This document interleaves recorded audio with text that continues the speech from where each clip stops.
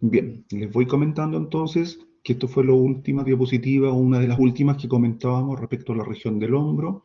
Y como estamos en anatomía topográfica, mencionamos que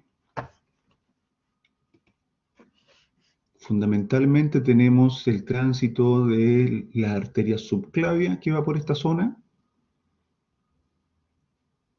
y luego bajo la clavícula tenemos la denominación de la arteria axilar, pasando luego a llamarse,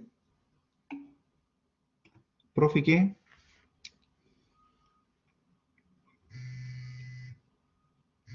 Diego, ¿qué?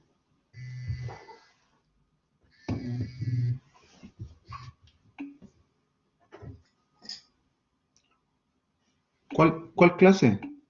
Eso es lo que estoy haciendo, Diego. Estoy revisando eso. Les dije que además las diapositivas de esa clase, exacto. Además las diapositivas las tienen ustedes. Ya. Y de aquí hacia abajo se llama entonces arteria braquial, que va asegurando la vascularización arterial de miembros superiores en la región del brazo.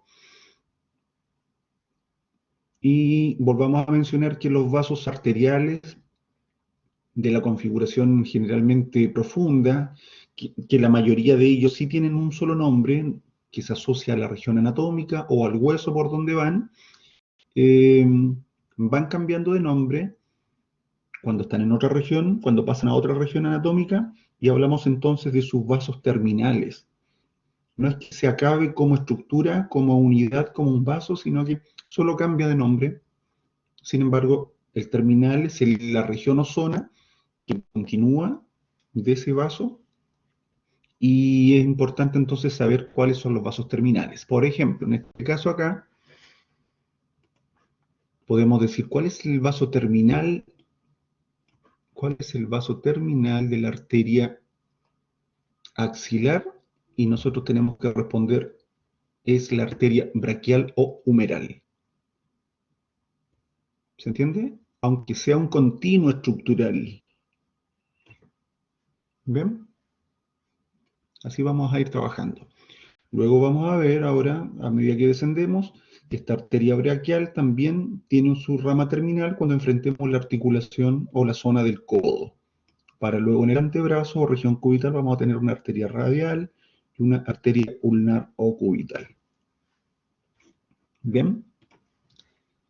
También mencionábamos que la zona del hombro tenía importancia el triángulo delto pectoral, cuyos límites o cuya representación en esta diapositiva la podemos ver allí como el borde inferior de la clavícula, el borde superior del músculo pectoral mayor que está cortado y, ¿cierto?, desplegado hacia nosotros, y también el borde, por decirlo así, o la región medial, anteromedial del deltoides, que serían como los límites de este triángulo deltopectoral.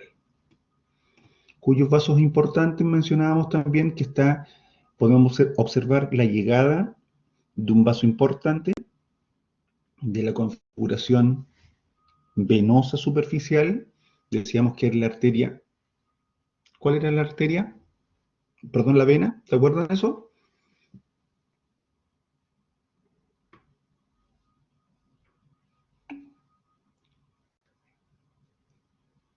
Antes de llegar a la subclavia, aquí a nivel del brazo, teníamos exactamente, Pablo, teníamos la forma de comentar que a este nivel, en la configuración superficial, tenemos la vena cefálica. ¿Bien? Y que drenan después al vaso a la vena axilar, que está a nivel más profundo y que forma parte de la configuración profunda venosa. ¿Bien? Y de aquí se nos cortaba la diapositiva, la señal, y les voy a ir comentando que tienen igual estas diapos de apoyo para que ustedes las vean, las revisen, pero fundamentalmente es un relato de la articulación glenohumeral o escápulo-humeral, también se le puede denominar, que a esta altura ya todos debiéramos saber que es una sinovial, ¿cierto? De tipo esferoidea. Eh, También se le puede llamar enartrosis. Presenta movilidad en los tres planos del espacio para explicar un poco esa gran movilidad. Flexión, extensión, abducción, aducción, rotación interna y externa, y circunscribe un movimiento distal en la extremidad superior, en este caso, que permite decir que la articulación glenohumeral también se le puede anexar el movimiento de circunducción. Bien, comentábamos que no tiene un rodete glenoideo tan profundo y por lo tanto se le confiere un porcentaje importante de inestabilidad y es una de las articulaciones más subluxadas o luxadas bajo acciones musculares de fuerza, actividades deportivas o actividades traumáticas. ¿Bien? Y mostrábamos los componentes anexos de una articulación sinovial, como es el rodete glenoideo que está esquematizado en esta vista lateral. ¿Se fijan? En la periferia de la fosa glenoidea. Y además, la cápsula articular que confiere soporte periférico para cerrar esta articulación. El rodete glenoideo, como estaba mencionado en la diapo, es un cordón fibrocartilaginoso que rodea la cavidad glenoidea y que ayuda a dar profundidad a la articulación y con eso uno contempla el aspecto de mayor estabilidad. Los elementos de refuerzos o ligamentos eh, denominados periféricos y otros que se denominan intrínsecos. Los periféricos generalmente son aquellos más a distancia, que uno los puede describir como ligamentos en general que no están en relación directa con la articulación, como dice aquí, los ligamentos periféricos, que son cuatro, son los coracohumerales. Aquí tenemos el proceso coracoides, ¿ya? Tenemos algunos que van a ir entonces del proceso coracoides al húmero y otros que van a ir desde justamente los glenohumerales, que van a ir de la articulación gleno o de la región gleno de la zona glenoidea al húmero. Estos glenohumerales que están aquí esquematizados con el número en presencia del número de 3, podemos llamarlos casi como los ligamentos intrínsecos. ¿Bien? Y vamos a reconocer uno que está en la zona superior, uno que está en la zona media y uno que está en la zona inferior. ¿Bien? Que también en el paso práctico vamos a tratar que los macromodelos que están disponibles allá en el laboratorio, ustedes señalen y los rotulen también. ¿Bien? Esa es como la idea. En las cápsulas ya es más complejo encontrar macromodelos que muestren las cápsulas articulares, pero sí saber que la numeral, como estamos en la región del miembro superior, la cápsula, ¿cierto? La sinovial cubre la superficie interior de la cápsula, tiene la gracia de plegarse, dice ahí, se dobla sobre sí misma al llegar a sus inserciones o puntos de fijación tanto superior como inferior. Y producto de esta proyección de ese desdoblamiento o pliegue, describimos la presencia de una bolsa bicipital, una bursa bicipital, que es esta que está aquí, más bien es aquí arriba, y una bolsita subescapular, ¿ya? Que sería una que se proyecta un poquito más hacia el coracoides. ¿Se está escuchando? Bien. Alonso, ¿cuál es la función de las bolsas? Las bolsas, recuerden justamente, es amortiguar por un lado, reducir la presión y el roce que los tendones y porciones más próximas a los vientres musculares reciben producto de la contracción del vientre muscular más amplio y reducen entonces el daño tisular que pueden experimentar. ¿Bien? Y aquí vienen las últimas diapos para mostrar que la glenohumeral tiene los movimientos, ¿cierto? Si hablamos de la abducción y aducción, que ya a ustedes bastante les he repetido, que se observa en el plano frontal o coronal este movimiento. tenemos que participan en estos movimientos el deltoides, cuando uno aleja el brazo en el plano frontal o coronal y lo aleja más o menos y llevando, por lo tanto, un movimiento de abducción hasta los 180 grados. Ahí participa el deltoides. ¿Bien? También participa el otro músculo que está descrito en la diapositiva, el pectoral mayor y el latísimo del dorso o dorsal ancho, que cuando hacemos el movimiento contrario de retorno o aducción, desde los 50 grados articulares hacia abajo, su mayor contracción entonces es de estos músculos. ¿Ya? Eso es como para tenerlo en consideración cuáles músculos participan en los movimientos específicos. ¿Ya? Estas son preguntas de prueba clásicas. También en los movimientos de flexión y extensión. Claro, sí, sí, Alonso. Exactamente. La flexión y extensión, ¿cierto? La flexión es cuando desplazamos la articulación hacia adelante y hacia atrás es la extensión. Si se fijan, participan entonces en la flexión cuando vamos hacia adelante. Aquí, el músculo pectoral mayor, una de sus partes, que se llama en este caso la cabeza clavicular, una zona que se aproxima aquí a la clavícula, y el deltoides, la región anterior del deltoides. El deltoides tiene tres porciones, una anterior, una media y una posterior, y en este caso para el movimiento de flexión estaría este de acá, participando la porción anterior del deltoides. Y ese movimiento y esos músculos permiten hacer una flexión hasta un rango de 180 grados, partiendo de cero acá, y 180 llegaríamos aquí arriba, como igual decía Alonso, hasta prácticamente tener nuestro hombro, y si mantenemos el brazo estirado, sería con el brazo estirado hasta arriba. ¿Se entiende? ¿Vale? Ahora, el deltoides participa cuando llevamos el brazo hacia atrás en la extensión, como está en esta fotito, aquí se ve que el brazo está hacia atrás, en una extensión, y ahí participa la porción posterior del deltoides, llevando la extensión hasta los 50 grados.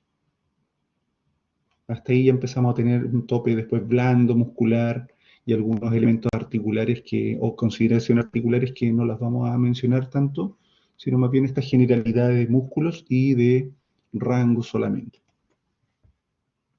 El otro movimiento entonces es el movimiento, en estricto, aquí quiero aclarar que el movimiento circular que dice ahí, circunducción, este movimiento circular es un movimiento que uno lo describe, si ustedes han estudiado el libro, se describe cuando nosotros movemos el miembro superior y describimos a distancia con la mano un movimiento circular acá. Por lo tanto, la articulación aquí, para poder circunscribir este recorrido, va a ser movimientos de adelantamiento, o sea, flexión, abducción, ¿se entiende? Extensión, aducción. Ahí podemos ejecutar el movimiento de circunducción descrito aquí a distal. Por lo tanto, la circunducción es un movimiento combinado que experimenta la articulación. Por eso dice ahí, participan los flexores, los extensores, abductores y aductores en conjunto. Ahora, la rotación pura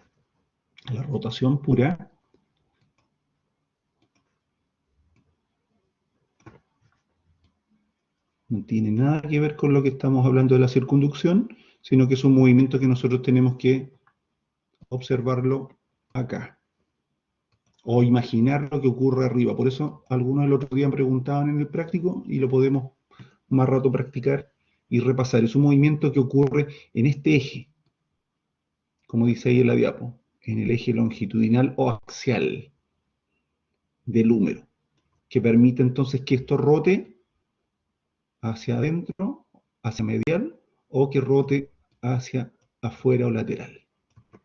¿Ya? Estos son los movimientos de rotación, que nosotros los podemos ver o los podemos comprender cuando necesitamos llevar sobre todo el antebrazo a la región media del cuerpo o en media anterior o la región media posterior. Cuando nos queremos rascar la espalda, ¿cierto? O acomodar algo atrás, hacemos la flexión.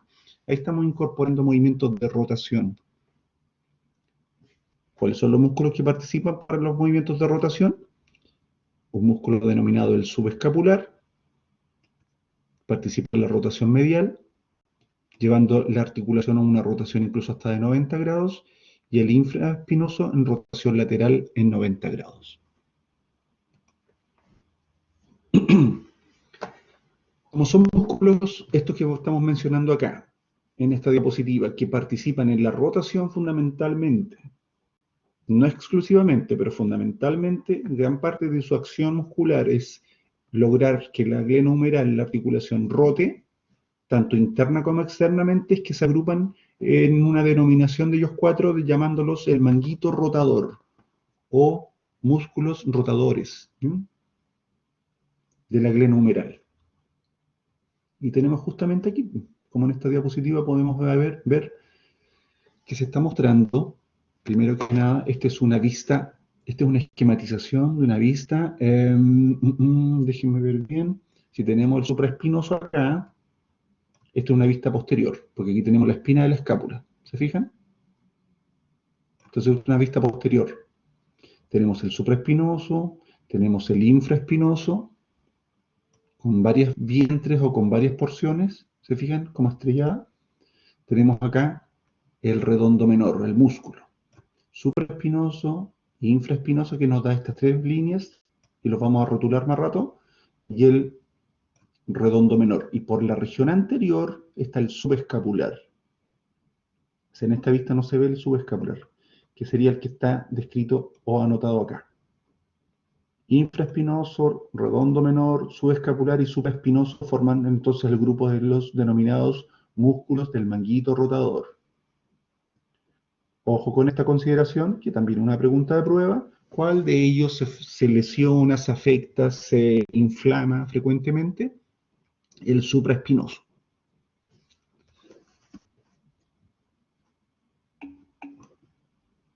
Muy bien, esa es la pregunta que yo esperaba que me hicieran. ¿Por qué? Porque cuando uno empieza a analizar los músculos y sus acciones, vemos que el supraespinoso es el músculo que, además de hacer rotación del húmero, lleva o participa en los primeros 90 grados de la abducción. Cuando abrimos los brazos hacia los lados, es el motor primario de la abducción. Y por lo tanto se entiende que esa es una sobrecarga que termina por pasarle la cuenta al tendón y se inflama. ¿Ok? También está esta diapositiva para que ustedes vean cómo se pueden estudiar los tejidos blandos, en este caso de los músculos de esa región, fundamentalmente con... ¿Qué imagen es esta, creen ustedes? A ver, ¿la dice la diapo, no? Si han estudiado o han buscado imágenes. Esto es una radiografía, es una resonancia, es un TAC, o es una ecotomografía. Muy bien, es una ecotomografía, ¿cierto? Y ojo, entonces, gran parte de las patologías de tejidos blandos, de los músculos y los tendones, tendinitis, tendinosis, como dice la diapositiva, se evalúan con imagenología lograda con eco, ¿ya? Con emisión de sonido y configurar entonces el rebote de ese sonido en una imagen. Y ahí se puede observar la indignidad del tejido o la lesión. ¿Ok? Dice ahí, entonces, el manguito rotador del hombro, la tendinitis del manguito rotador, clínicamente el paciente va a relatar dolor cuando uno le pregunta ya, eleve los brazos, si me duele. Le podemos pedir que haga rotación externa y también le va a doler. La rotación externa la podemos medir o probar o evaluar de la rotación externa del hombro, solicitando que doble su codo, ¿ya? O que mantenga como la posición de las manitos hacia adelante. y que dirija la punta de la mano hacia afuera, que se aleje de la línea media. Eso es una rotación externa. También fíjense ahí que los movimientos de rotación interna y aducción también generan entonces dolor. De alguna forma lo que uno hace es activar los músculos.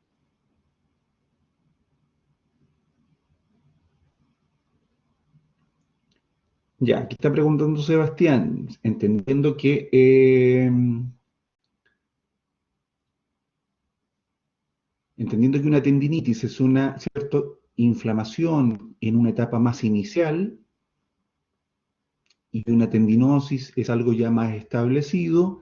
En general, la sintomatología, y ahí la verdad que mi idea no es que nos confunda con tanta clínica, ¿ya? Pero la tendinosis, al ser algo crónico, ¿qué significa que sea crónico? Que la inflamación se percibe, está presente y no deja de estar, no está ausente en un tejido. Y por lo tanto, con bajos estímulos que uno haga un tejido, con bajas acciones musculares, contracciones, se puede generar sintomatología dolorosa. ¿Ven? No necesariamente debe ser igual a la tendinitis. Cuando ya está más establecida y está más cronificada la lesión, basta que tenga un dolor mucho más, puede ser menos agudo, pero más permanente, a diferencia de la tendinitis. ¿Ya? ¿Se entendió, Sebastián? Muy bien. ¿Cuándo se debiera uno plantear pedir una resonancia? Cuando queremos tener imágenes tridimensionales de los tejidos, ¿ya? Es más caro, es más invasivo, por lo tanto, si recién hay una sospecha de una rotura importante, de gran tejido, de gran desplazamiento, en una lesión más bien traumática, que yo quisiera tener imágenes, valga la redundancia, tridimensionales, como me la ofrece la resonancia, la debiera solicitar. Pero en una tendinitis simple, no debiera pedir una resonancia. ¿Se entiende? Entonces, como para tener un elemento de juicio ya, si quiero evaluar tejido blando, buscar tendones, músculos o vasos, fundamentalmente alguna rotura importante pudiera ser una resonancia, pero si estamos en una inflamación, no hay derrame, no hay mayores compromisos tisulares, una ecotomografía es suficiente. ¿Bien? Pues también son preguntas de prueba, se las comento.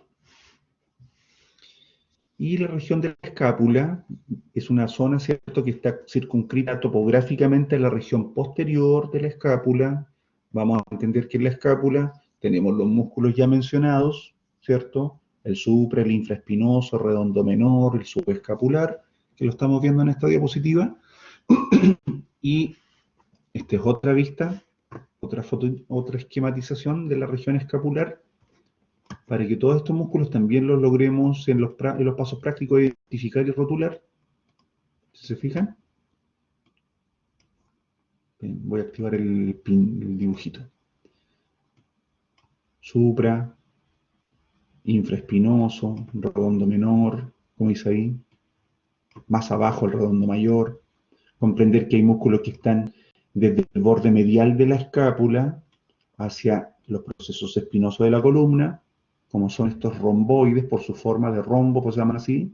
Hay un romboide menor y un romboide mayor que es más extenso su recorrido.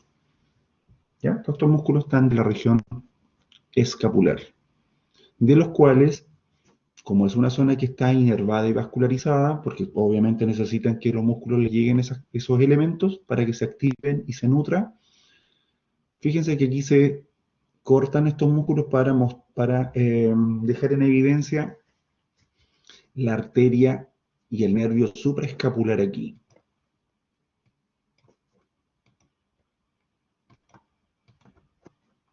Aquí.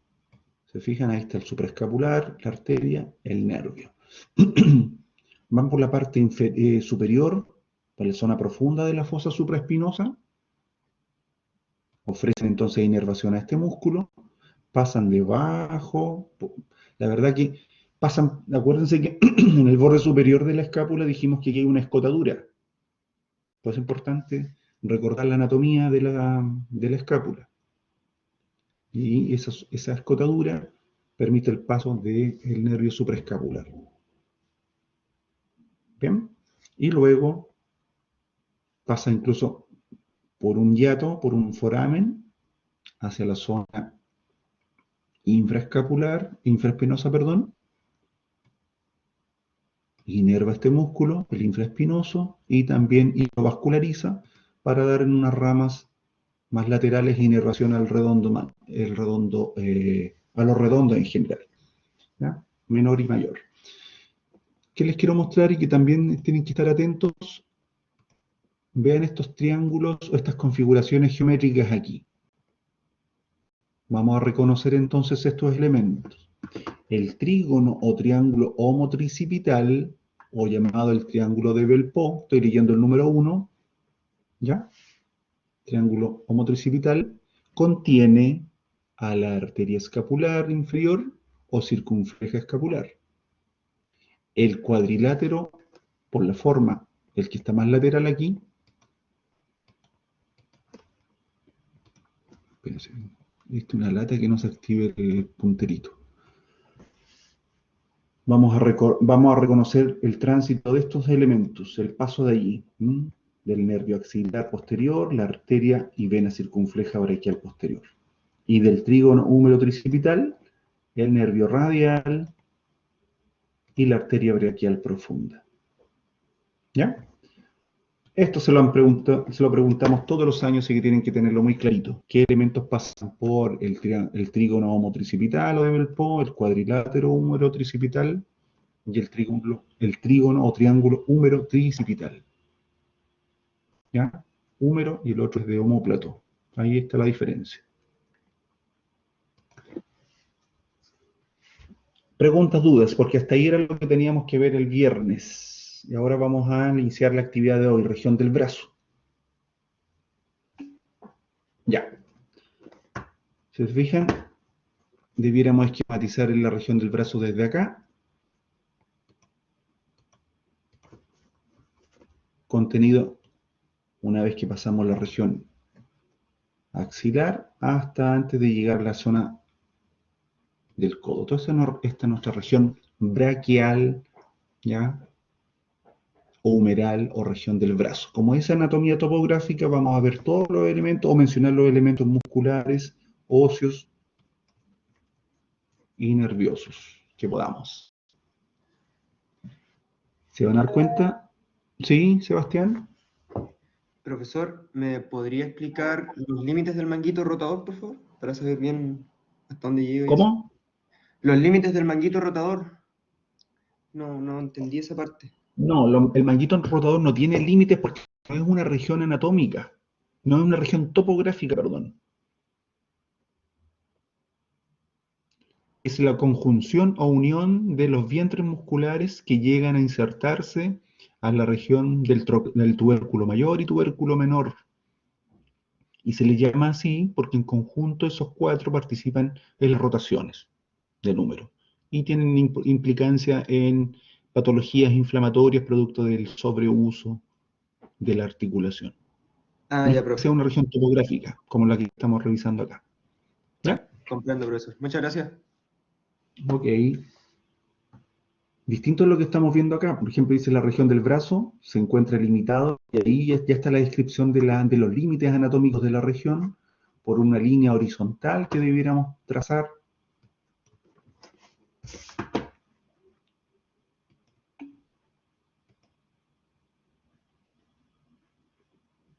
No, no lo he subido. Una línea horizontal que pasa por y aquí es importante los límites, pasa por el borde inferior del músculo pectoral mayor.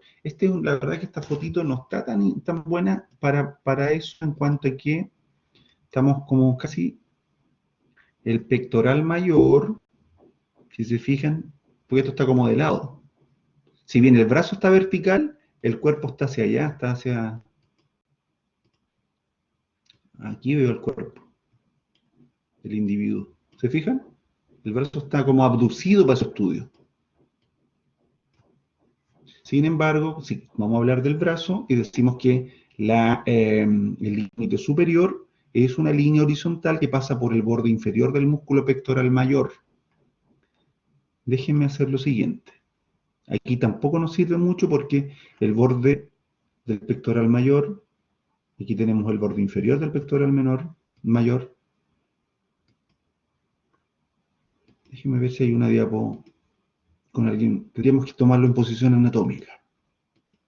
No recuerdo si aquí pudiera servirnos un poco. ¿Ya? Aquí, tal vez. ¿Se fijan? Ahí tenemos el pectoral mayor. Ahí la línea horizontal nos hace más comprender como el límite superior.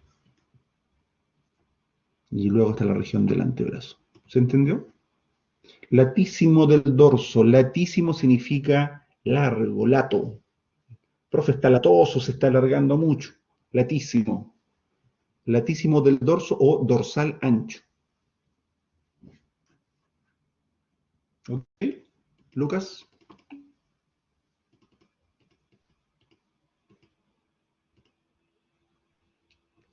Por lo tanto, borde inferior del pectoral mayor involucra también la zona del dorsal ancho o latísimo del dorso y el redondo o teres mayor.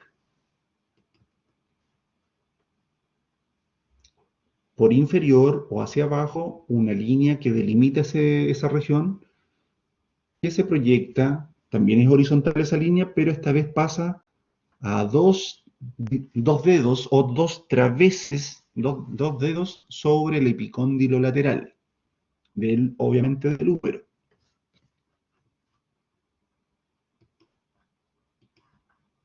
Ahí, más o menos. ¿Ya? Entonces, prácticamente uno dice, ya, por ahí tenemos la región del brazo.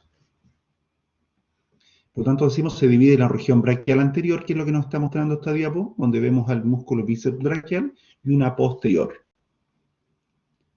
Claro, lo que pasa es que el epicóndilo dice a dos traveses sobre el epicóndilo. Tenemos el epicóndilo lateral, si buscamos el huesito, lo palpamos ahí, el medial acá, ¿se entiende? Y yo tengo que estar dos anchos de mis dedos, dos traveses de dedo. ¿Se entendió eso, Diego? Ya.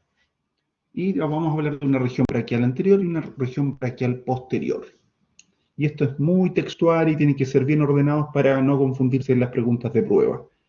La región braquial anterior, que es lo que se está proyectando en esta diapositiva, tiene distintos planos que lo constituyen. Desde superficial a profundo tenemos la piel primero, luego un tejido celular subcutáneo, como está descrito en la diapo, fascias, y luego estructuras denominadas un plano debajo de la fascia, capa subfacial o muscular propiamente tal. Y después ya llegamos al esqueleto, al plano óseo. ¿Se entiende? Entonces decimos, ¿cuántos planos tiene la región anterior de la zona braquial? 5. Piel, tejido celular subcutáneo, fascia, capa subfacial o muscular o plano muscular y plano esquelético. ¿Entiende?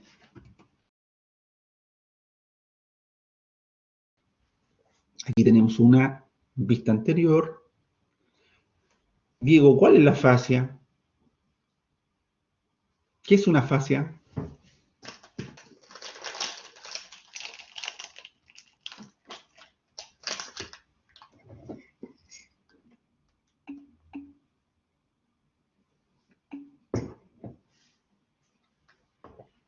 Muy bien, compañeros.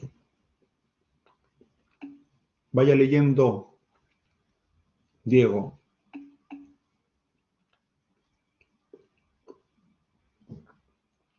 Y como esta anatomía que estamos estudiando es una anatomía topográfica, tenemos que ir entendiendo qué elementos estructurales vamos a encontrarnos si queremos ir analizando nuestro cuerpo. Por eso se describen los planos. Lo primero es que si nos enfrentamos a un cuerpo en estudio, vamos a encontrar la piel. Retiramos la piel, vamos a encontrar un tejido celular subcutáneo. Ese tejido celular subcutáneo generalmente va a estar acompañado de vasos sanguíneos, tejido graso, tejido adiposo, ¿se entiende? Y luego nos encontramos con la envoltura o fascia. Los epicóndilos, que hace referencia, Alonso, tanto lateral como medial, claro, los podemos palpar en la zona del codo. Entonces ya vamos a comprender que el codo es una zona, una región. No es un elemento que forme parte solo del húmero, solo del radio, solo de la ulna. Es una región. ¿Se entiende?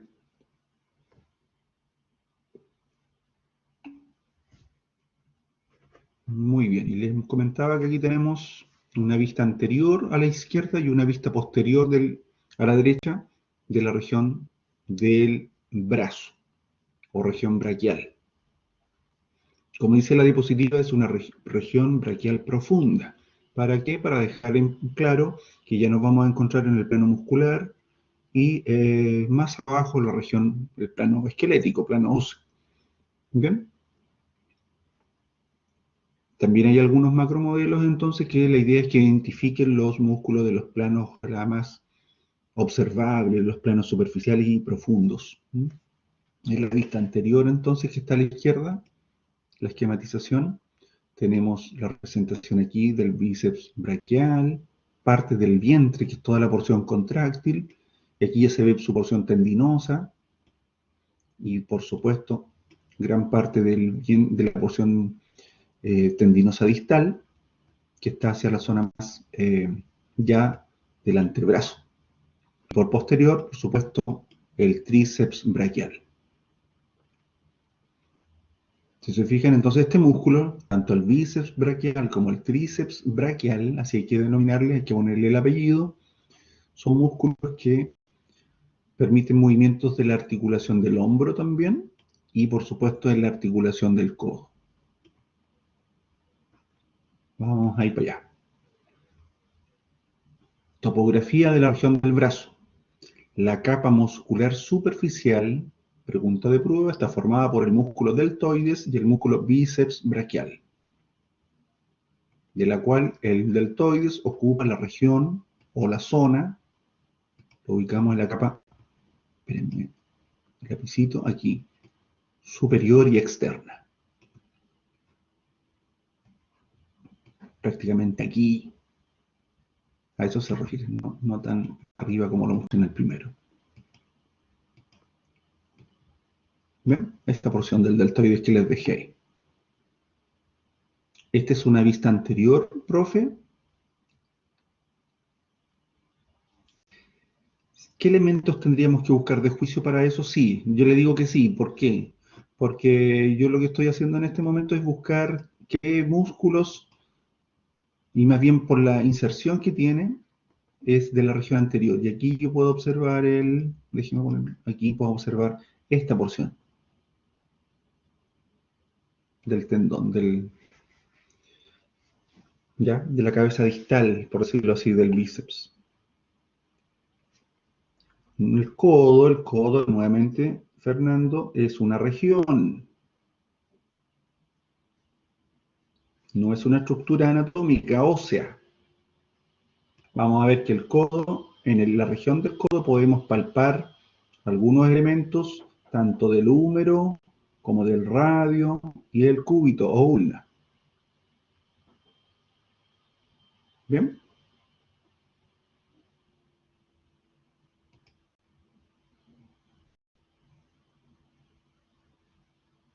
De la capa muscular superficial,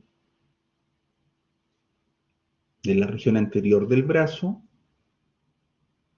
del bíceps braquial, y aquí vienen, esta diapositiva está muy buena porque nos muestra cómo el bíceps braquial hacia arriba presenta sus dos cabezas, ¿se fijan?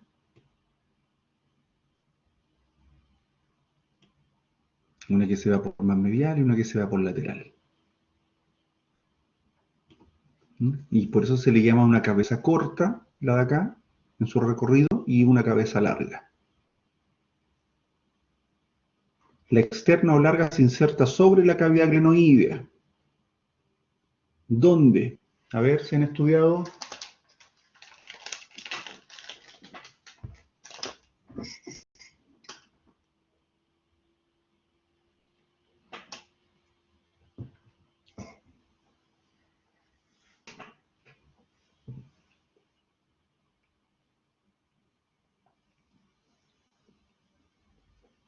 El profe lo dijo el otro día.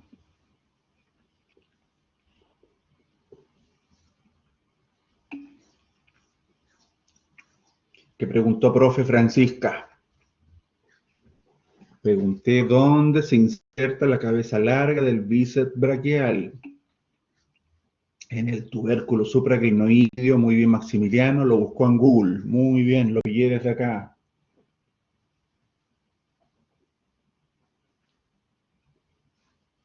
¿O no? Maximiliano. Lo anoté. Muy bien. Perfecto. Muy bien. Muy bien. La idea es que... No, eso no es crack todavía, pues, Diego. Crack es cuando apruebe el ramo sin copiar. Ahí va a ser crack. La cabeza corta en el proceso coracoides. Ya, muy bien. Que es un poco lo que dice ahí, la diapo. Si somos buenos para leer la diapo, dice en punto 2, la interna o corta se inserta en el vértice del proceso coracoides, Alonso. Muy bien.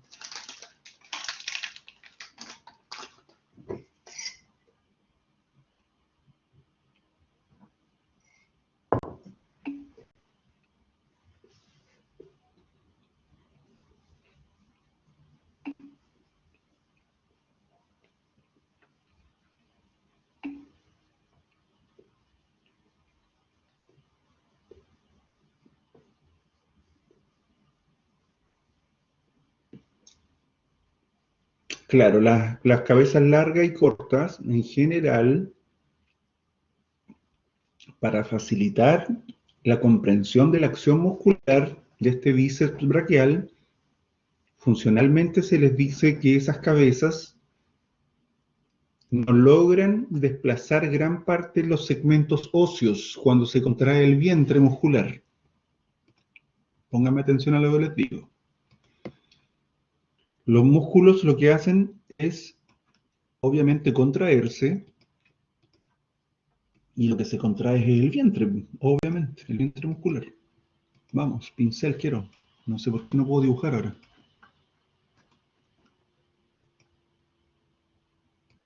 Dibujo. El vientre se contrae. Los tendones, tanto los que observamos aquí arriba como aquí abajo, no se acortan, pero sí se tensan y pueden movilizar los segmentos óseos a los cuales están insertos. A partir de eso, se trató de simplificar o darle una acción más diferenciadora que los tendones tienen en los distintos segmentos óseos. Y por eso se usa la denominación funcional de decirle a un extremo que tiene un músculo donde hay tendones, como en este caso, si hablamos de los superiores, las cabezas largas y cortas, cuando se contrae el vientre muscular, generalmente no logra movilizar ni la escápula que está allí pegadita con el coracoides, o la cabeza larga que termina, ¿cierto?, ahí en la supraclenoide, en el tubérculo supraclenoideo. Sin embargo, el que sí se moviliza son los segmentos óseos que están insertos acá abajo, miren. Tanto radio como ulna. Por eso generalmente decimos que el extremo distal es la zona o punto de inserción móvil o inserción propiamente tal. Y el punto fijo o el extremo del músculo que se está insertando los huesos acá arriba es el punto de origen o fijo. ¿Se entiende? Entonces decimos que el músculo, en este caso el bíceps braquial, tiene un punto de origen y tiene un punto de inserción, que es una forma funcional de decir o de tratar de explicar cuál extremo de este músculo, a través de sus tendones, logra movilizar segmentos óseos y cuál no. Y esa movilidad es más observable, medible. ¿Ven? Y ese principio se aplica a toda la miología, ¿ya? Todos los músculos vamos a decir que se tratan de describir con un origen, con una inserción. Y producto de esto, decimos que la acción, cuando se contrae un músculo, genera movilidad. Entonces, ¿cuál sería la acción del bíceps braquial? Va a generar entonces, gran parte, movimientos como por sus puntos de inserción acá abajo, va a participar en la supinación y en la flexión del codo, de la articulación del codo. ¿Se va entendiendo un poco, chicos?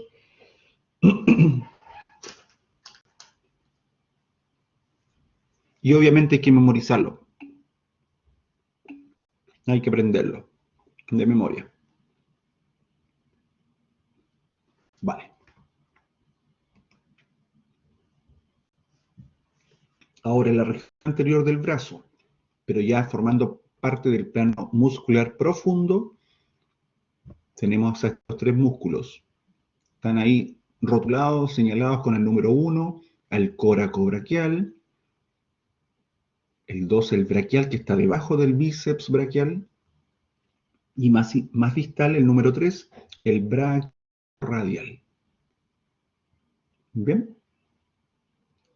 Ahí te está señalando la diapositiva que el coracobraquial, y de ahí su nombre, compuesto, coracoides, brazo, va desde el vértice del proceso coracoides, como dice ahí, mediante un tendón común, con el bíceps braquial hasta la parte media de la cara interna del húmero. Y de ahí su nombre entonces, coracobraquial.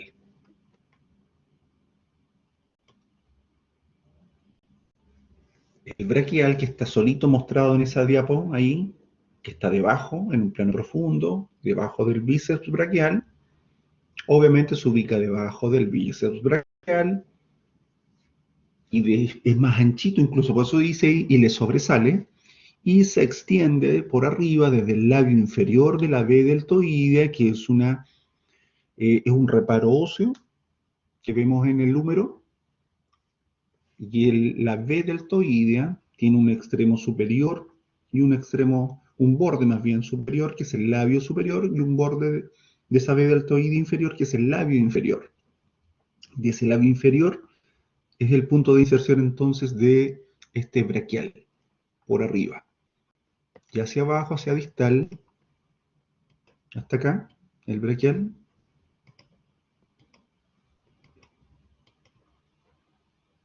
se inserta en la tuberosidad del radio y en una membrana que envuelve ahí y separa los músculos, que es la fascia del bíceps.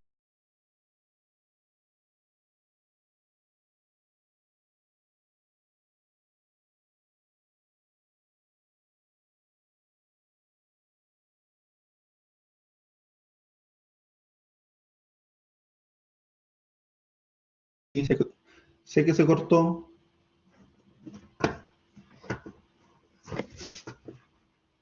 Ahora sí, volvimos. Ya, perfecto.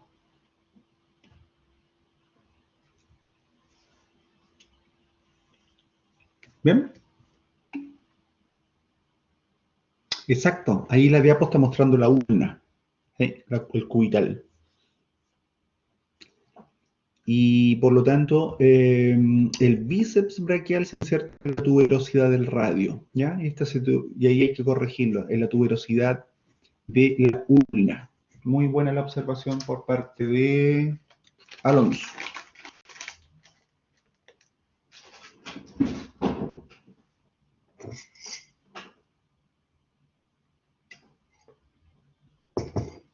Sigamos.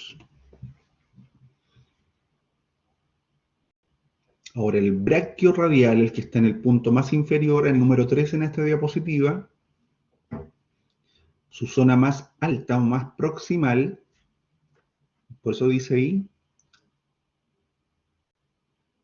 se inserta o nace o se pega en el hueso a nivel de la cresta supracondilia lateral del húmero. Cresta supracondilia lateral del húmero, y hacia abajo, hacia distal, que esta imagen no lo alcanza a mostrar completamente, se inserta en el extremo o superficie lateral del extremo distal del radio. Y por eso tiene ese nombre, brachiorradial. la región posterior del brazo. Ahora estamos observando desde atrás, ¿cierto? Como dice la diapositiva, ocupa el plano dorsal del brazo, plano posterior o dorsal del brazo, tiene los mismos límites por arriba, dice superior e inferior que la región anterior, y en profundidad se extiende hasta los tabiques intermusculares medial y lateral, compuestos por las fascias de la región del brazo. Los tabiques musculares medial y lateral son membranas, proyecciones que se observan entre los músculos que delimitan la región anterior y posterior. Estoy tratando de buscar una diapo que nos muestre un corte transversal, pero que son proyecciones de las mismas fascias y las observamos que se van hacia lateral y a medial y que nos permiten entonces actuar como puntos de delimitación de la zona anterior y posterior. Esas proyecciones son los tabiques, medial y lateral. Obviamente nos delimitan entonces la región posterior. Y eso es lo que está tratando de decir en la diapositiva. ¿Bien? La capa muscular observada debajo de la fascia, por eso es capa subfacial, está compuesta por un solo músculo, el tríceps braquial, que es el que está aquí cortadito, pero se está dejando a la vista la cabeza lateral, la cabeza larga y la cabeza medial proyectada. Por eso se llama tríceps. ¿Sí? Tríceps braquial, porque tiene 3 inserciones proximales.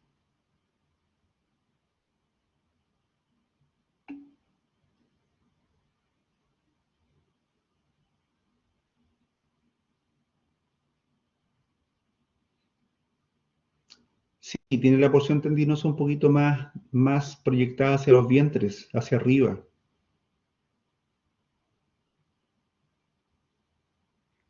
Claro, si uno quisiera comparar, se ve más zona tendinosa. Alonso. ¿Se fija? A diferencia del bíceps braquial, el tríceps braquial no es un músculo libre y se retrae poco cuando se le secciona. ¿Ya? ¿Cómo está irrigada esta zona de la región posterior del brazo? Principalmente por la arteria braquial profunda. Vamos con la vascularización. Las venas del brazo van, ¿cierto?, en una disposición de la configuración venosa superficial, por medial la vena basílica y por lateral la cefálica. ¿Ya? Vean que la basílica ahí en ese esquema, la basílica es muy medial aquí. La cefálica es la que mencionábamos en las primeras diapos, que es la que veíamos acá. ¿Ya? Por lo tanto, estas venas son de la configuración superficial venosa y que se observan a nivel subcutáneo.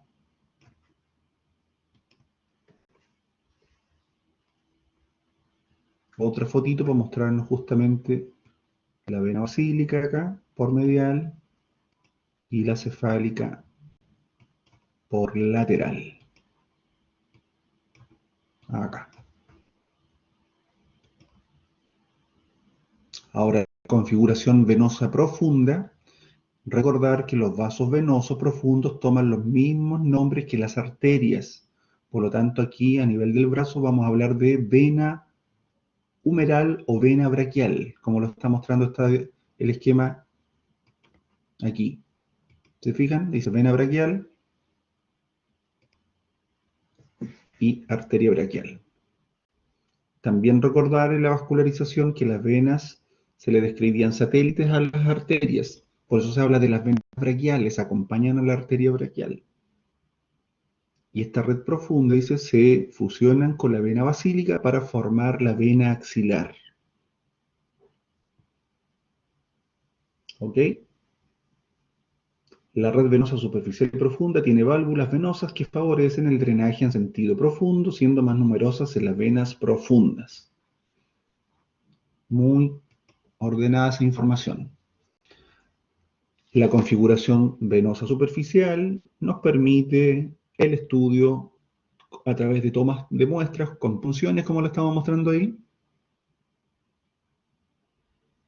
Y como dice, se puede observar si congestionamos la zona al poner una ligadura, retraemos, evitamos el tránsito de retorno y generamos una congestión, y por eso se observan, ¿ya? Como dice ahí abajo, también estas venas pueden ser más visibles mediante el uso de un dispositivo de luz, ¿ya? Entonces se pueden transparentar, se pueden iluminar. La región del brazo, la vascularización arterial, está dada por la arteria braquial, que está justamente esquematizada en esta imagen del Néter.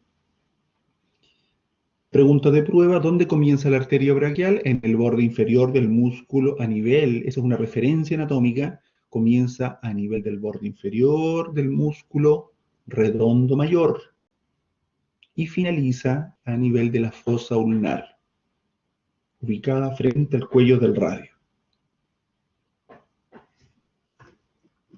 ¿Ok? Ahí.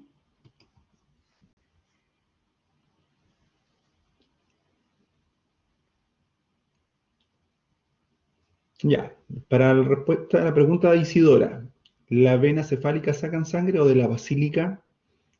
Generalmente esas venitas, como están en la región del brazo, nunca se puncionan más bien en la región del codo, para donde vamos ahora, ¿ya? Y ahí vamos a explicar eso. Como estamos en la parte de las arterias, claro, la arteria dice braquial en el tercio inferior del brazo, se ubica en el canal bicipital medial, luego se puede tomar el pulso arterial. ¿Mm? Durante su curso descendente, esta arteria braquial emite numerosas ramas musculares que no tienen denominación, o se llaman innombradas, innominadas, y la arteria nutricia que ingresa a nivel del cuerpo o diáfisis para nutrir el huesito, el húmero. Dijimos entonces que cuando ya el vaso va a cambiar de nombre es porque estamos hablando de sus vasos terminales. Dice: la división terminal de la arteria braquial puede ser anormalmente en el tercio superior de la región braquial anterior, ¿ya?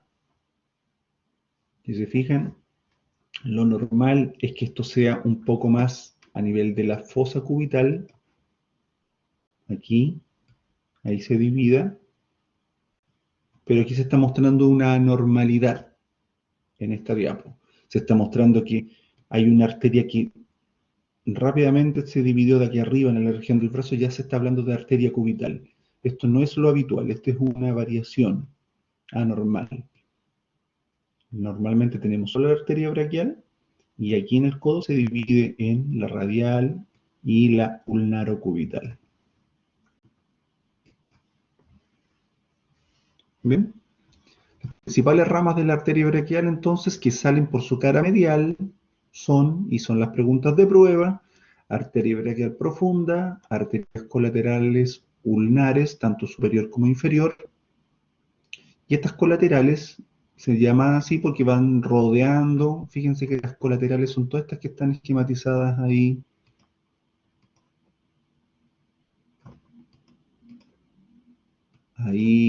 Ahí, que permiten dar como envolturas periféricas a la zona. Por eso dice: las colaterales ayudan a formar uniones, anastomosis de un punto con otro, periarticulares alrededor de la región del codo. Algunas incluso dan una vuelta hacia arriba, por eso se llaman arterias recurrentes, como dice ahí, cubitales. ¿Se fija? Entonces, el codo tiene vascularización asegurada. Las principales, dice: la arteria braquial profunda es la más grande de las colaterales. Aquí tenemos la braquial.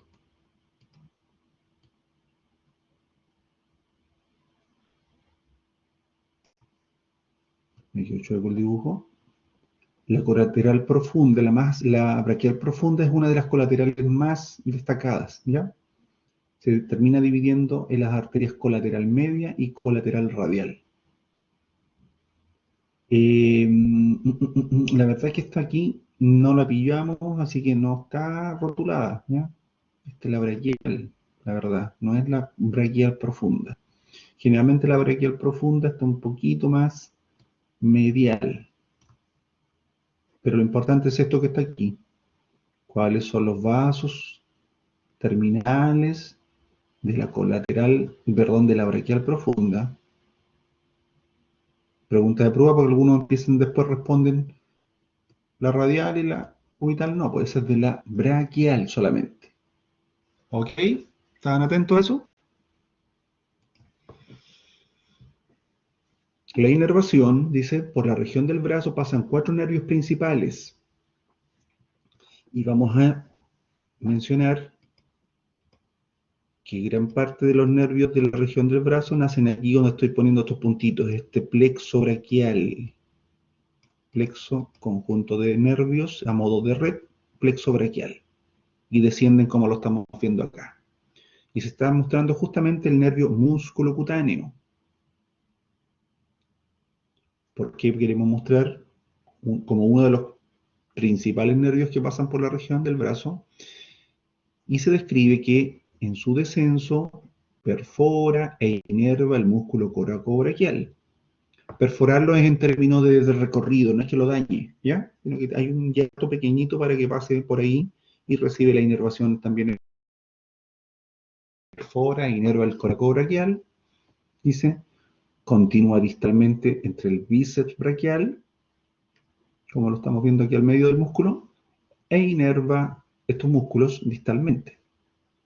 Sale lateralmente en el punto lateral al bíceps braquial, con el nombre ahora de nervio cutáneo lateral del antebrazo.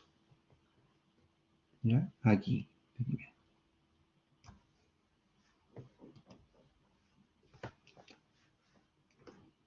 Este nervio músculo cutáneo se origina de los segmentos medulares cervicales C5 y C6. Y aquí, esta diapo resume cuáles son los músculos que inerva. Coracobraquial, bíceps braquial y braquial. Cada uno con sus acciones.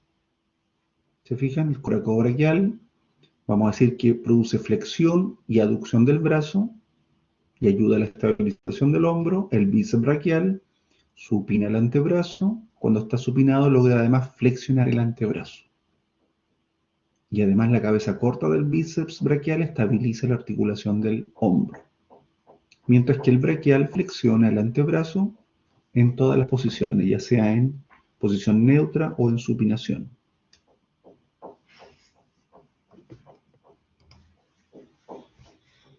Otro de los nervios que pasa por la región del brazo, importante también a destacar, es el nervio mediano. Dice, no da ramas a nivel axilar,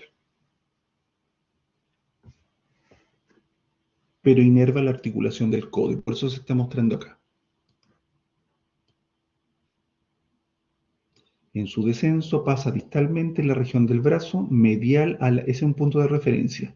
En la región del brazo, el nervio mediano pasa medial a la arteria braquial. Es decir, ¿y por qué es importante estas relaciones anatómicas, chicos? Porque cualquier sección no es lo mismo que tenga un accidente y se corte profundamente por la cara lateral del brazo que por la cara medial del brazo. ¿Cuáles nervios se pudieran ver afectados? Por eso es importante comprender que en su descenso pasa distalmente en la región del brazo medial a la arteria braquial, va por la parte más medial. Y vean que es un nervio que va a dar motilidad y va a dar sensibilidad. Y se está mostrando aquí las regiones de la mano y de los dedos de la mano que logra darle inervación sensitiva. ¿No? Vamos para allá. Otro de los nervios, de los 4 importantes que pasaban en la región del brazo, es el nervio radial. Fundamentalmente es un nervio que activa musculatura extensora, por eso está ubicada y se describe. Fíjense que este esquema lo muestra desde atrás, en la zona posterior, en la región del brazo. Ahí, emergiendo y recorriendo.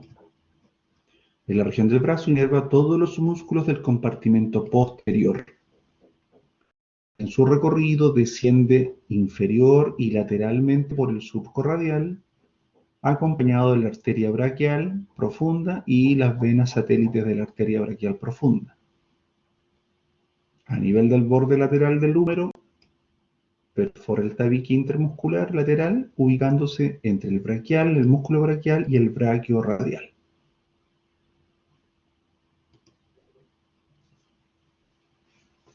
Este nervio radial se divide en una rama muscular profunda y una rama superficial cutánea. No, al perforar es decir, Alonso, que está atravesando el músculo para seguir en su recorrido y también puede o no darle inervación. No necesariamente que solo lo perfore significa que lo inerva. ¿Ya?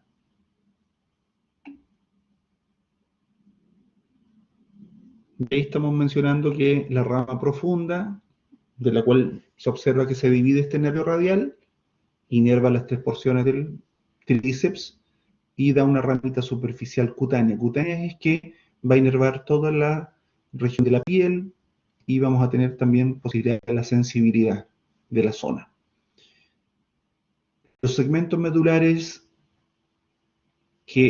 de los cuales nace el nervio radial son los segmentos cervicales 6, 7 y 8.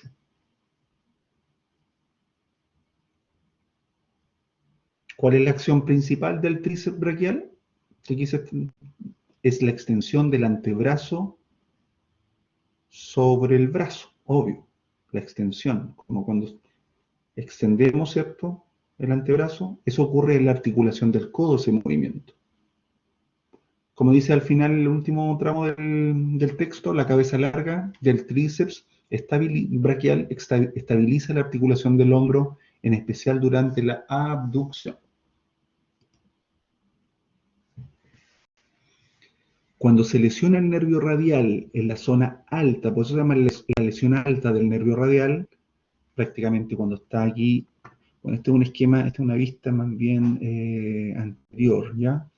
Pero quisiéramos mostrar acá, si tenemos una lesión a este nivel, prácticamente de su emergencia aquí, a eso se refiere con una lesión alta, y por acá ya antes que se agote, es una zona, una lesión baja.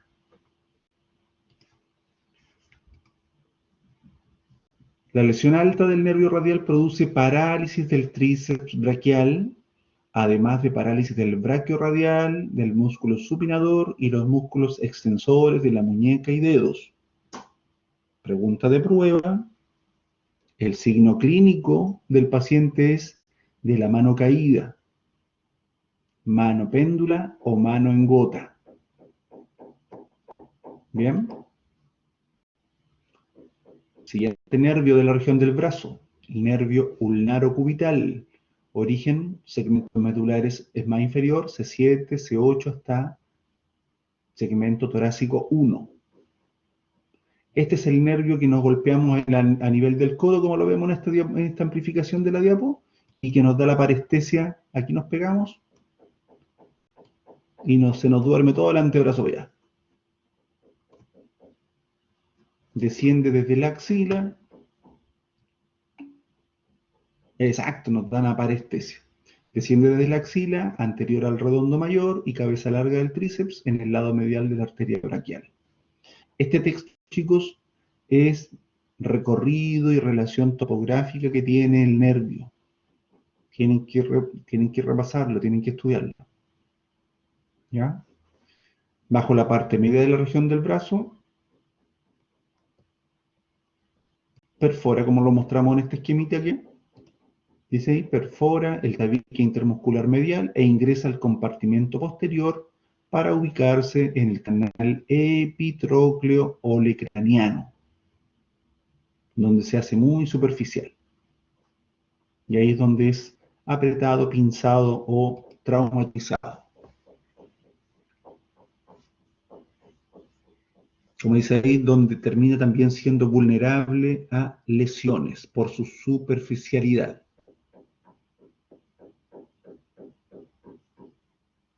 Dice, al igual que el nervio mediano, el nervio ulnar o cubital no da ramas, no emite ramas en el brazo, pero aporta ramas a la articulación del codo.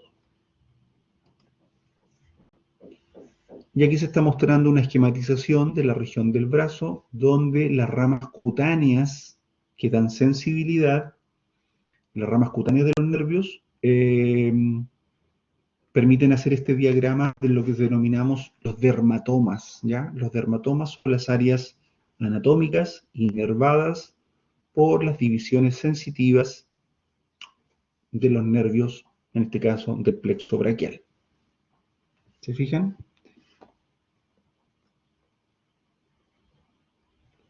Si queremos seguirnos o continúan con el tema de los nervios descritos a recién, vean que el nervio ulnar o cubital está aquí en la parte de la palma de la mano, dando la inervación sensitiva. El nervio mediano prácticamente los dedos medio, índice y parte del pulgar. El radial es mucho más en la zona posterior, pero aquí en esta vista anterior tenemos parte del pulgar. ¿Ya? Y las otras que están en verde son derivaciones o colaterales del nervio, como dice ahí, músculo cutáneo. Puntualmente se le llama nervio cutáneo antebraquial lateral. También tenemos un cutáneo antebraquial medial, si estamos en la región del antebrazo, ¿ya? Pero que se derivan del nervio músculo cutáneo.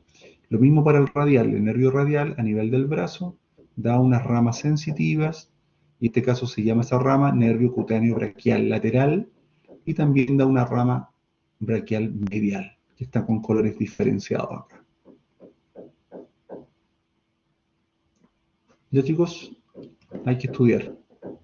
Vamos a llegar a la fosa ulnar, que son las últimas diapos antes de que hablemos de la región del antebrazo. Hagamos un break. La fosa ulnar es esta región de la cara anterior del codo. Ahí, a esto nos referimos.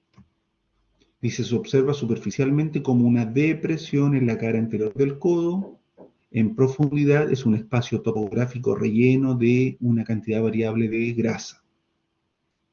La ubicamos anterior a la parte más distal del húmero y articulación del codo, ¿ya?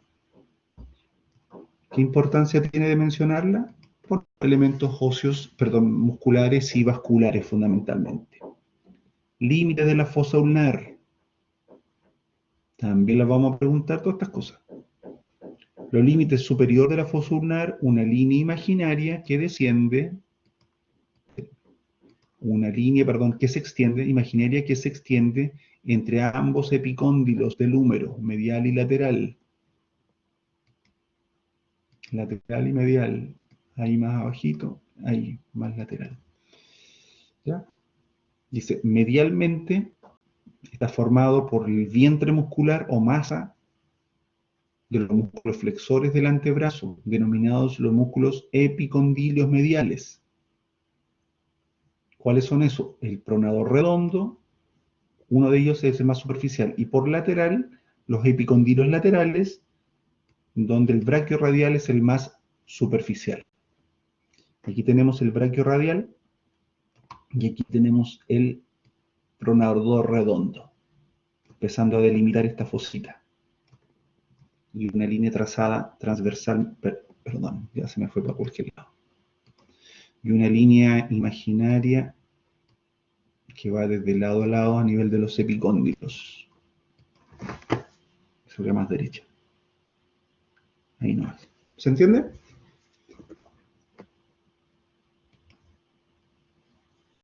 El fondo, el suelo, la parte más profunda de esta pista que tenemos aquí, de la fosa, está formado por los músculos braquial, supinador, y se diferencia el supinador, una porción que está en la zona del brazo y otra que es de la región del antebrazo. Por eso toma una división de supinador del brazo, supinador del antebrazo. El techo, que sería, imagínense esto, el techo sería la parte más próxima a nosotros, si lo estamos observando en posición anatómica, es prácticamente las fascias que están envolviendo a la musculatura, en la continuidad de las fascias profundas braquial y antebraquial, reforzadas por la fascia bicipital. teniendo entonces el tejido subcutáneo y la piel como el techo de la fosa ulnar.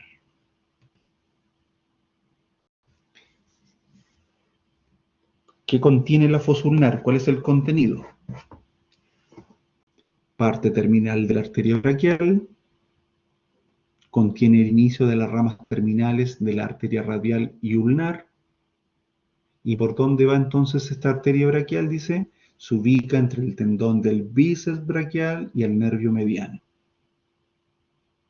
Es un punto de referencia, sitio de referencia para ubicar la arteria braquial cuando doblamos el codo.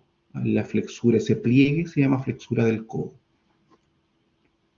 Dice, en la antigüedad, porque de ahora ya se comprendió que eso no tiene que utilizarse, en la antigüedad, en este lugar se producía en forma iatrogénica, es decir, lo provocaban los mismos operadores, provocaban lesiones, fístulas arteriovenosas cuando se practicaban los procedimientos de sangrías. Recordar, ¿cierto? No sé si en biología alguna vez les hablaron que uno de los métodos que se utilizó por mucho tiempo en la Edad Media para tratar enfermedades infecciosas, inflamatorias, era provocar sangrías, cortes, provocar de alguna forma hemorragias controladas, que se pensaba que era eliminando a través de la sangre, se eliminaban los elementos que estaban afectando, envenenando el cuerpo. ¿Ya? Esas las sangrías.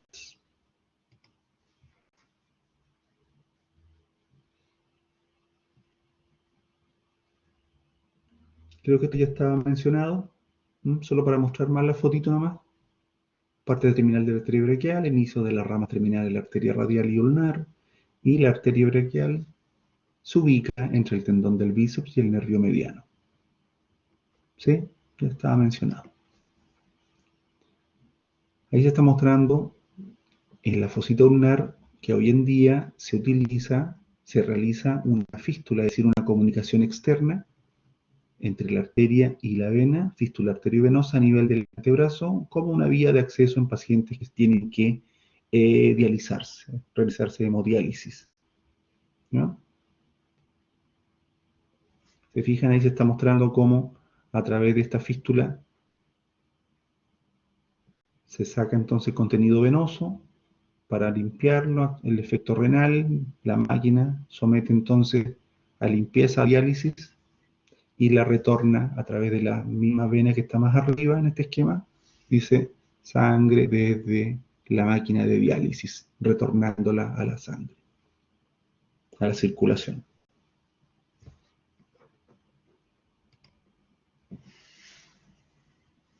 Más contenidos de la fosa ulnar o cubital. Fosa ulnar, la verdad que es el nombre más correcto. Venas profundas que acompañan a las arterias, tendón del bíceps braquial, nervio mediano y nervio radial, puntualmente ubicado entre el braquio radial y el braquial. En la configuración venosa superficial, vamos a terminar hablando de, superficialmente en la fosa ulnar se observan las venas superficiales que con mucha buena voluntad por un tiempo se comprendía que configuraban esta formación.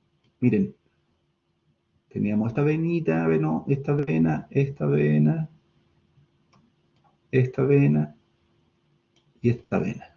Entonces hablábamos de una configuración de una M venosa del codo. ¿Ya?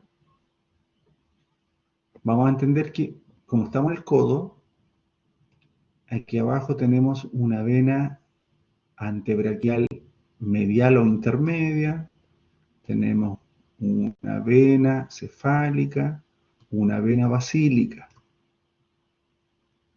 Y este tramo aquí, ahí, voy a hacer una llave, y ahí, tanto como acá, se llaman venas mediana basílica, esta, la de este lado, y esta se llama vena mediana cefálica. ¿Ok? Pónganme atención. Esta es la mediana basílica y esta es la mediana cefálica. Estamos toda en la región del antebrazo, en la región cubital o ulnar, perdón, de la fosa ulnar. Sitio ideal o predilecto para realizar en clínica las punciones venosas, para tomar muestras de sangre venosa, para infundir líquidos de diferentes tipos de suero, administrar medicamentos endovenosos, transfusiones sanguíneas. Sí, pues se pueden observar en los pacientes, si a eso se refiere Daniela, ¿sí? Ahora, esta configuración tan así como una M no es tan fácil que sea tan constante en todas las personas, ¿ya? Pero sirvió por mucho tiempo como para hacer este estudio. Si se fijan, ahí se está mostrando esta configuración. Se ve la fosa cubital, ven el cuadro de la izquierda, se muestra la vena cefálica rotulada, la vena basílica, la vena mediana antebraquial al medio y las intermedias medianas del codo, como dice aquí, que eran las que yo le venas medianas cubital y mediana basílica y mediana cefálica, con ese nombre.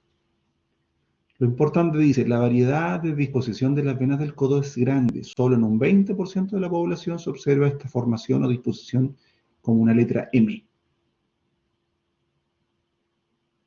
La vena mediana del antebrazo, que es esta que está aquí en la zona media del antebrazo, esta,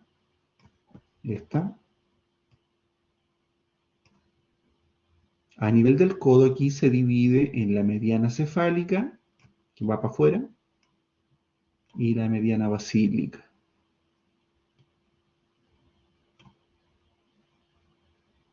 ¿Se fijan? Y que estas después se unen con las homónimas del mismo nombre que van por las zonas laterales. Mediana cefálica, mediana basílica.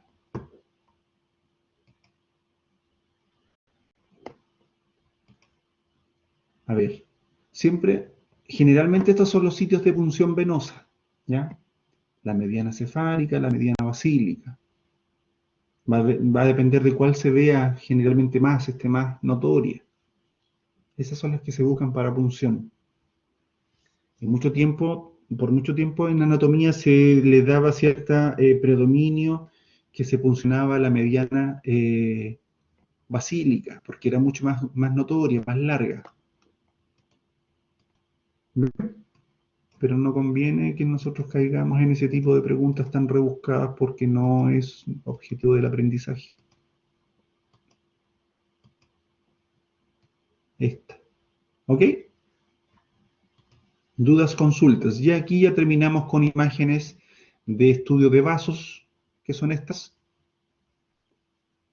Arteriografías, ¿ya? ¿Se fijan? Se inyectan medios de contraste que no sean tóxicos para el organismo y que se hacen circular entonces por esta red arterial y luego se van tomando imágenes de estos vasos. ¿Ya? Aquí estamos mostrando justamente la arteria axilar, vean los rótulos, tronco toracoacromial, la arteria subescapular y como vemos la arteria profunda braquial, la arteria braquial, ¿se fijan? Y no se ve más abajo la región del codo. Esa es una esquematización, este es un corte transversal, ¿ya? Esta es una tomografía. Ahí podemos ver el deltoides, el húmero, cabeza lateral del tríceps braquial. La idea es que todas estas imágenes ustedes las vayan trabajando en los prácticos, entendiendo tridimensionalmente por dónde van los vasos.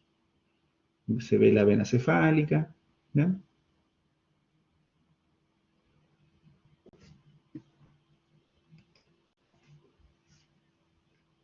Nuevamente a nivel del brazo, vena basílica. Recuerden que las tomografías son cortes de planos transversales. Generalmente las observamos de una vista, a través de la vista inferior de estos cortes. Ojo con ese detalle. Por lo tanto, este es el lado medial. Por eso está la vena basílica acá. Nervio ulnar. Vena cefálica acá. Lateral. ¿Se entiende? De una vista inferior de una tomografía. A nivel del brazo. El húmero. Músculo braquial en un plano más profundo. braquiorradial. Debiéramos, ¿se fijan? Tríceps. ¿Ok? ¿Comprendido?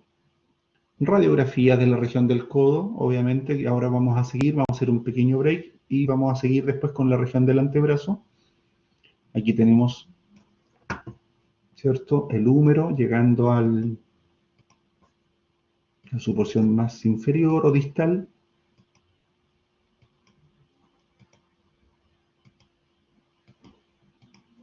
No puedo dibujar. La hago y no sé por qué se desactiva. Aquí.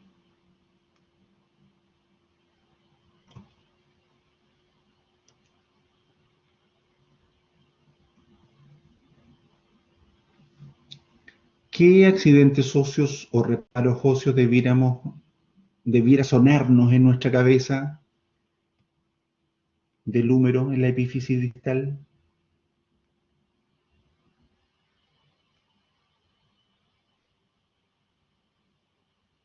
Nombre 5, accidentes óseos observados. Ya, los cóndilos del húmero, medial y lateral. ¿Qué más?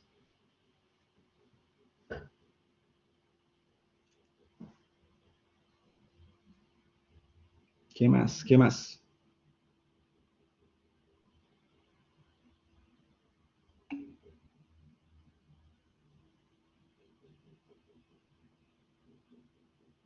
¿Dónde está esa fosa intercondilia que yo no la conozco en el húmero? Yo la conozco en el fémur. Alonso Gamboa. ¿Qué otro elemento de la epífisis distal del húmero podemos reconocer o debiera estar en nuestra cabeza, aparte de los cóndilos y los epicóndilos, ya para ayudarlo?